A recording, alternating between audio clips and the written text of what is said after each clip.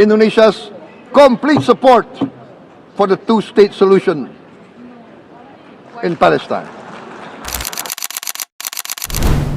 Itulah salah satu penegasan yang dikatakan oleh Presiden Indonesia, Pak Prabowo Subianto, ketika mendapatkan kesempatan berpidato pada pertemuan Dewan HAM PBB ke-80. Di video kali ini kita tidak akan mengulik apa yang dikatakan Pak Presiden, akan tetapi kita akan membahas mengenai poin penting yang dibahas ketika United Nations General Assembly UNGA yang dilaksanakan di New York pada 23 September 2025 silam. Teman-teman, terdapat 5 poin bahasan penting yang dibahas ketika sidang Majelis Umum PBB ke-80. Yang pertama, yakni konferensi internasional tingkat tinggi untuk penyelesaian damai negara Palestina. Kedua, Climate Summit menjelang COP30 di Brazil. Yang ketiga, membahas tentang penyakit tidak menular (NCDs) dan kesehatan mental serta kesejahteraan. Dan yang keempat, mengenai peluncuran Global Dialogue on Artificial Intelligence Governance. Dan yang kelima terakhir, mengenai situasi Rohingya dan minoritas lainnya yang ada di Myanmar. Nah, pertama, konferensi tingkat tinggi untuk penyelesaian damai di Palestina. Nah, teman-teman sudah menjadi barang umum nih bahwa saat ini Palestina menjadi korban kejahatan internasional berupa genosida yang dilakukan oleh Israel. Nah, kenyataannya saat ini korbannya telah mencapai sekitar 63.700 jiwa tewas akibat agresi militer. Nah, termasuk anak-anak, wanita, serta ribuan luka dan kehancuran bangunan-bangunan berat. Nah, angka ini bukan sekedar statistik, melainkan refleksi dari apa yang banyak dunia lihat sebagai kekejaman sistematik dan pelanggaran serius terhadap hak asasi manusia dan hukum humaniter internasional. Nah, oleh karena itu, pada konferensi tingkat internasional, Pak Presiden kita, Prabowo Subianto, mendesak kepada seluruh negara untuk bersepakat agar menyepakati Palestina negara yang merdeka dan berhak mendapatkan status perdamaian. Yang ternyata teman-teman bahwa terdapat solusi dua negara yang mana kita mengakui kedua negara tersebut. Solusi ini dipimpin bersama Prancis dan Arab Saudi. Konferensi ini menegaskan kembali komitmen internasional untuk solusi dua negara sebagai jalan paling realistis untuk mencapai perdamaian yang adil dan berkelanjutan. Nah, yang kedua itu Climate Summit menjelang COP30 di Brazil. Perlu kita ketahui bahwa dunia menghadapi krisis iklim makin akut. PBB mengingatkan bahwa target pemanasan global di bawah 1,5 Celcius sudah sulit dicapai jika emisi tak segera dipangkas. Krisis ini bukan sekedar isu lingkungan, tetapi isu HAM. Pertemuan ini mendorong negara-negara untuk memperkuat komitmen nationally determined contribution, mempercepat transisi energi bersih, dan memastikan pembangunan rendah karbon. Nah, jika negara-negara tak mempercepat transisi ke energi bersih, memperkuat komitmen iklim dan mitigasi, maka semakin besar risiko fenomena ekstrim, kerusakan ekosistem, dan pada akhirnya masa depan umat manusia terancam. Baik minasan, selanjutnya poin ketiga mengenai penyakit tidak menular atau bisa disebut dengan NCDs, kesehatan mental dan kesejahteraan.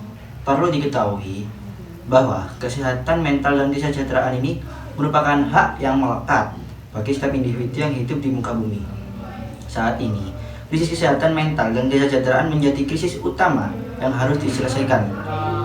Terdapat beberapa data yang kami lansir, di antaranya pertama, terdapat sekitar 20% atau 54 juta penduduk Indonesia itu mengalami gangguan mental emosional. Selain itu, penyakit tidak menular atau NCDs ini menjadi penyebab lebih dari 70% kematian global. Artinya, masalah ini harus dapat ditangani. Yang membuatnya berbahaya adalah bahwa banyak negara belum punya sistem kesehatan yang siap menghadapi beban jangka panjang penyakit kronis ini. Nah, dalam konferensi ini, PBB menekankan bahwa tanpa kebijakan preventif yang kuat, kita bukan hanya menghadapi krisis kesehatan, tetapi juga krisis sosial dan ekonomi. Karena kesehatan mental dan kesejahteraan itu bukan isu personal, melainkan hak asasi yang wajib dijamin negara. Nah, selanjutnya, peluncuran Global Dialogue on Governance. Perlu kita ketahui bersama bahwa perkembangan teknologi sudah menjadi hal yang tak terhentikan. jika suatu negara tidak sama-sama dalam membangun pengembangan AI, maka akan ada beberapa risiko yang dialami. Nah, maka perlu adanya forum global untuk menyusun tata kelola kecerdasan buatan yang aman, transparan, dan bertanggung jawab.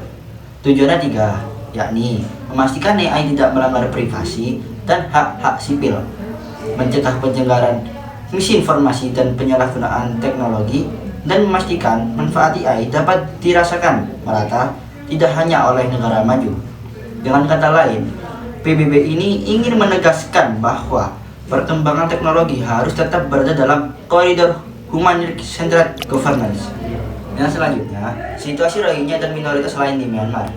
Data terbaru dari UNHCR menyebutkan ada sekitar 2.800 pengungsi Rohingya di Indonesia per Februari tahun 2025 ini, dengan sekitar 400 orang baru tiba pada tahun itu. Selain itu, hari ini lebih dari 1 juta Rohingya itu masih hidup sebagai pengungsi tanpa kewarganegaraan dan rentan terhadap perdagangan manusia ataupun eksploitasi. PBB menyebutkan kondisi ini sebagai salah satu tragedi kemanusiaan terbesar di Asia. Karena itu, pertemuan tahun ini menegaskan 2 hal penting. Yang pertama, ada kebutuhan mendesak untuk menciptakan kondisi yang aman agar Rohingya dapat kembali ke Myanmar secara sukarela, aman, dan bermartabat sesuai standar hukum internasional. Dan yang kedua, itu perlunya solusi berkelanjutan. Bukan hanya bantuan jangka pendek, melainkan reformasi politik, penghapusan diskriminasi, dan penegakan akuntabilitas terhadap pelaku kekerasan. Terhadap yang pertama, telah menjadi pengetahuan umum bahwa artificial intelligence melekat kepada kehidupan setiap hari umat manusia. Alas hukumnya jelas, pasal 19 International Covenant on Civil and Political Rights yang telah menegaskan bahwa setiap orang berhak untuk mendapatkan dan mengakses informasi. Maka artificial intelligence harus dipandang sebagai hak asasi manusia yang harus dipenuhi oleh negara. Dalam perspektif hukum internasional, konferensi ke-80 PBB kali ini menciptakan 2 hal.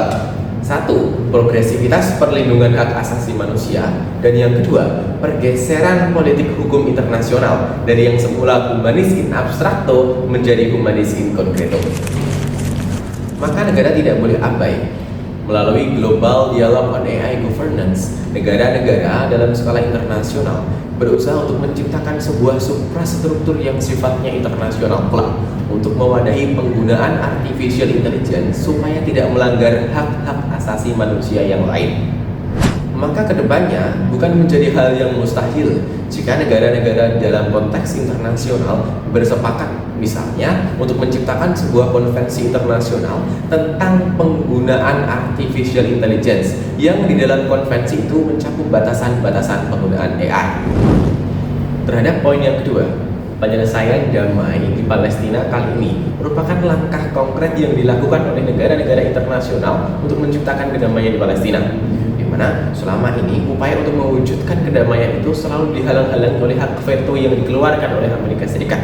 Resolusi PBB mencatat 6 kali upaya untuk menciptakan resolusi, namun 6 kali pula Amerika Serikat memvetonya. Kemudian teman-teman, pembahasan yang dilakukan di dalam konferensi ini mengenai diskriminasi yang terjadi di Myanmar terkait dengan etnis Rohingya maupun etnis minoritas yang lain merupakan langkah konkret yang dilakukan oleh negara-negara internasional. Sebab selama ini Myanmar selalu keras kepala karena selalu menolak permintaan maupun teguran dari negara-negara yang lain untuk menghentikan diskriminasi itu. Namun terlepas dari itu, berdasarkan risalah sidang pertemuan Dewan Hak Asasi Manusia atau konferensi PBB yang kami maksud yang ke-80, kami menemukan bahwa di setiap negara memiliki kepentingan sektoralnya masing-masing. Maka untuk mewujudkan apa yang menjadi poin pembahasan utama dalam sidang tersebut, perlu kiranya setiap negara untuk memisahkan mana yang menjadi kepentingan internal negara dan mana yang menjadi kepentingan kolektif internasional.